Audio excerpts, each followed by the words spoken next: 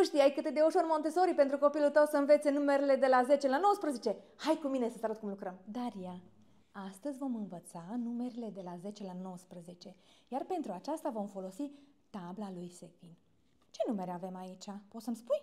10. Acum, ce vom face? Aici avem niște jetoane cu numere și le vom pune în ordine descrescătoare. Da? Poți să-mi spui ce număr este acesta? 9. 9, îl vom pune aici. Acum, acest număr este 8. 8, îl vom pune aici. 7. Așa, 6. da.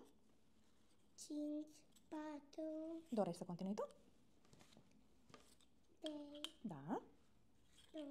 da, 1. așa este. Îl avem aici pe 1.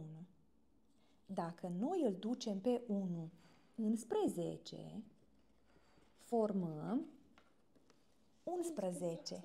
Poți să încerci și tu? Ce avem aici? Ce cifră este? 3. Dacă îl ducem pe 3 înspre 10 se formează 13, așa este. Acum ce avem? 4. Dacă îl ducem pe 4 înspre 10 se formează 14. Ți-a plăcut?